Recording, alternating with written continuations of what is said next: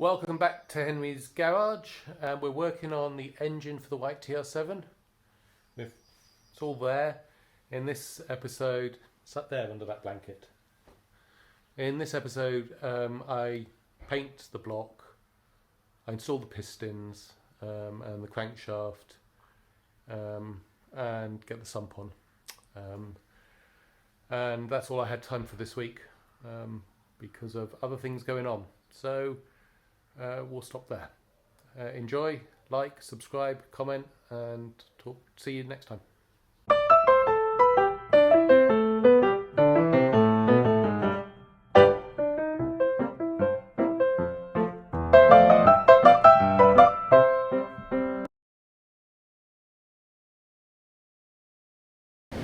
Okay, so I have here the engine for the white TR7. And it's been skimmed. The bolt that we hadn't been able to get, the thingy that we hadn't been able to get out is out and re-drilled. These have all been skimmed again, and it's been taken out to plus 20 thou. You can see though we've still got a little bit of marking in here, but shouldn't be touching it with your fingers. But the guy said not to worry about it. I've just been told off for touching it with my fingers. There we are. So we haven't. So we got the head here as well. We can see the head looks better than the other car. That's got new guides in. We've got inlet valves, new inlet valves. We haven't got the new exhaust valves yet. On a back order. You can see the old ones at the back of the car there. And we've got a whole bunch of parts here, but everything's been done, and so now we're going to try what I'd like to do today. It's Wednesday today. I was hoping to get to this earlier, but I've only just been able to pick it up. So what I'd like to try to do today is at least get the block out, get it taped off, and then paint it up with de-ruster, and later today with some paint to then be able to work on it tomorrow. And then tomorrow I would like to get the pistons in and the crankshaft, and then go from there. So that's the plan right now. So we'll see how we get on. I don't have my tripod with me, so we're just going to do updates. Okay, so step one. We've covered everything over, we've cleaned it off, we've got rust converter on there. So that will sit there to dry. Next will be primer. And so primer is going on as a spray paint, and I'm using the VHT primer in fact. Which adheres nicely. So we'll use that primer. And then for engine paint, I was going to do it in black. I bought cylinder black satin finish, and it came in this tiny little thing rather than spray cans, so I'm not sure if that's going to be enough to cover it all, which is very disappointing. Maybe it will be, but I haven't decided. I'll either do it in black, or I've got this engine paint which is silver, I think. Yeah, it's silver. Or I might do it in the silver. So that is the colour that I had used for my head and things like that on the other car. Whereas on this one I think I'm going to just leave them as aluminium. Anyway, so I'm going to leave that. I've got over there the backing cover, which I just need to give a clean off now as well. Okay, so for the next bit we've got it painted. That's primer. So there we go, and then down there, back in place as well.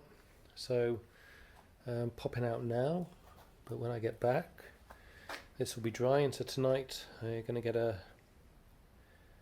layer of enamel on there, and that should then be dry for tomorrow. Okay, so I've painted, that's got 2 coats now of engine enamel on it. I decided to do it in the silver simply because I could spray it on rather than using that silly little tin That silly little tin rosette there. Okay, so rather than using that, I've been using this stuff in silver. So we'll leave the engine in silver. We'll put the block in silver. We'll leave the head and all of that in whatever I've got it in. And tomorrow, that should all be nicely dry. And so we can go for putting in the cylinders. Not the cylinders, the pistons. So the next morning, this is still a little bit tacky to the touch, so I'm going to leave that. Over here, we have new pistons, so these are plus 20 thou. We've got our rings for it, and then we've got our old ones, and we're going to have to transfer the arms over. So I've not done that before, so I'm going to take a look at one and have a see about how to get the retaining clips out and transfer that over. Okay, so I've taken apart the first piston. So we have the piston, I don't know what it's called, the one that goes through. These were holding it in place, and then the rod. And I stripped a new piston, so I just took this out and use this broom handle, which happens to fit through just perfectly. So that's how we knocked them out. So we will get some assembly lube on here. We'll poke this through, the two, and we'll fit our first two clips, and we'll see how it looks. Okay, so here we have the first piston done. So, and you can see, hopefully, that the circlips are into the grooves there. So the way I did it is I put assembly lube on the rod that goes across, or the pipe that goes across. I started it through, got it through the,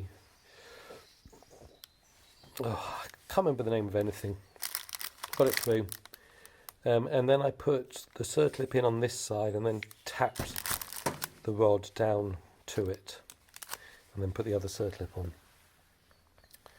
So I'll do the other three now, and then see how the paint over there on the engine is doing, and if I feel it's dry enough to work on. This is just a note whilst I'm putting these together. So I am putting a bit of assembly lube in here, but not on this, so that, because I don't think it's meant to turn within these, it's just meant to turn on this. So this is getting some, but nothing else is. The second bit is, these have a number on one side. Okay, so this one's number 2. Now when we put this on, we want that number to be on the opposite side to the grooves.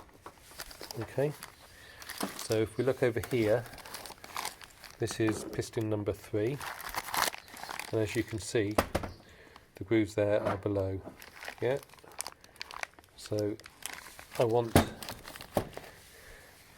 when I put this on, I want number 2. Alright, so there's number 2, and when I turn it over, I want this the other way round. Okay, so if I've got 2 here, I've got the holes, the grooves on the other side. So it's going to go on like that. I hadn't realised that when I was doing number 1. I got lucky and went on the right way round. So I'm just going to, I've got tiny shavings of wood here, so I'm just going to clean that off. And then circlip will go in here, bit of assembly lube in here. We'll knock this through, put the circlip on the other side. In fact, we'll clean it off, then we'll do the assembly lube, knock this through a bit, then get the circlip. Anyway, we'll get it done. Right, on the 3rd and 4th pistons. Oh, I've learnt the words. We've got a gudgeon pin, piston rod. Okay, So on the third and fourth pistons, the gudgeon pin is well and truly stuck in there, and I can't get them to shift. This is where my homemade press would have come in handy. But that is in Wales and not in Scotland, so we're not going to be able to do that. I've put a bit of WD-40 on them both, and I am going to go off and have a cup of coffee or something, and then come back and have a look. Right, all four are now done. So there's numbers 3 and 4.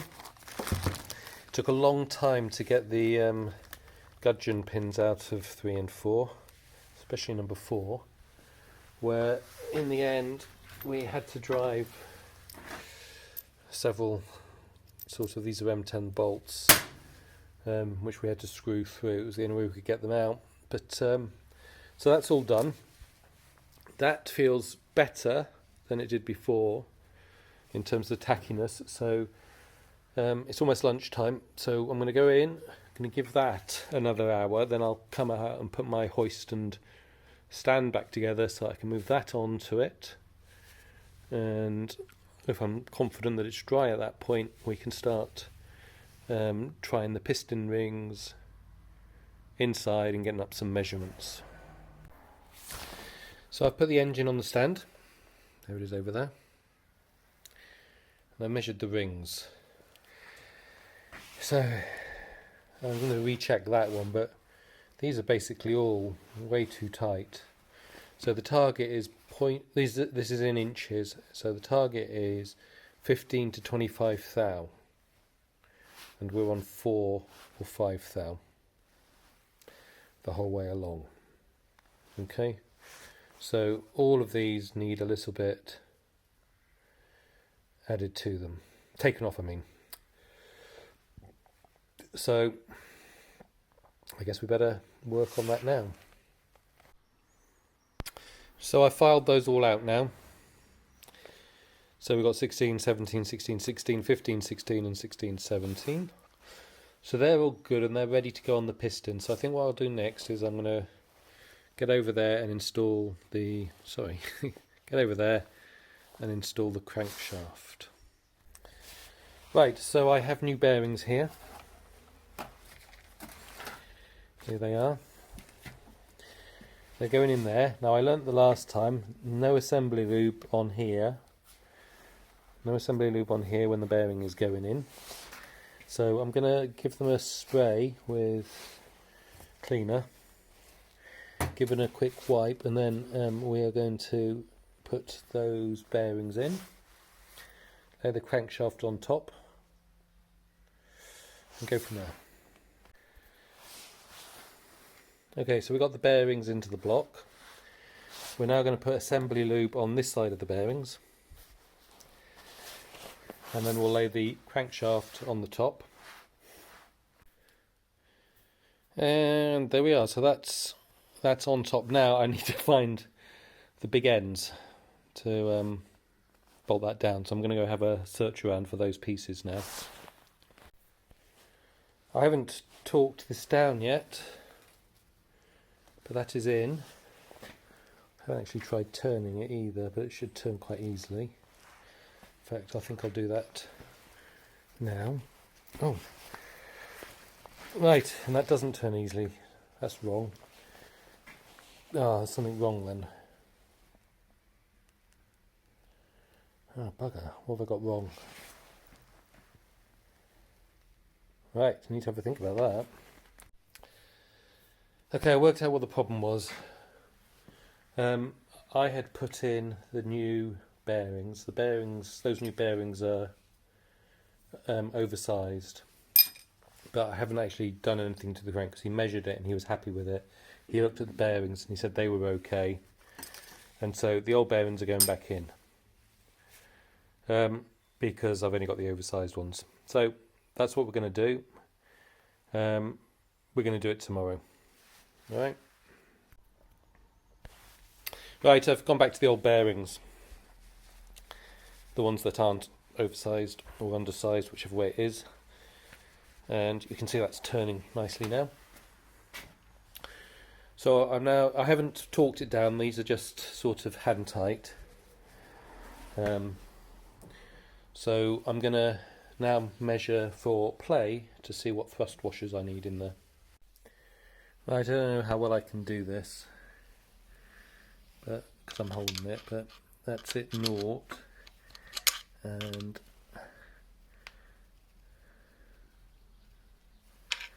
there we go. So we're looking at 60. I need to check what it should be and then work out what thrust washers I need. Well, I realised that was a load of rubbish because I didn't have any thrust washers in there, and so you need to have those in and then measure the difference. So we've got here, it's just about at 0 there.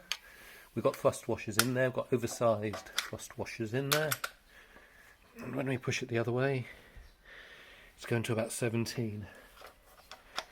Trying to get it to go further. There you go, that's as far as I can get it to go. So I want it, but this is in mil, so I want it between 7 and 28, so 17 is right in the middle. So thrust washers are good. Right, that's all torqued down now. It's still reading 17, so I'm happy with that. Next bit is we'll start posting the pistons in. And we have all 4 piston rings in and torqued. So, and let's see if I can show it turning. It does turn nicely when I've got my, there we go, hands on it properly. Anyway, so I need to just scrape along here now, and then I'm going to install the oil pump thingy that goes here, pickup, the oil pickup. But we'll clean off around here first, and then I'll be able to get the sump on. Right, there's the engine being put away until I'm next up here. So the sump is on, it's not torqued but it's on, and then the timing cover is just on to protect it, stop dirt getting in. Same, the cover on the other side, same, and that's why the head is on as well, it's just for protection. Then we've got some paper over it and a blanket as well to keep it all snug and warm through its lonely dark times up here. So that's the end of this episode, and hopefully, you know, so we've got the painting done, we've got the pistons done, we've got it all installed. Next time I'm up here, hopefully we'll get the timing done and the valves, and that should be it, I hope.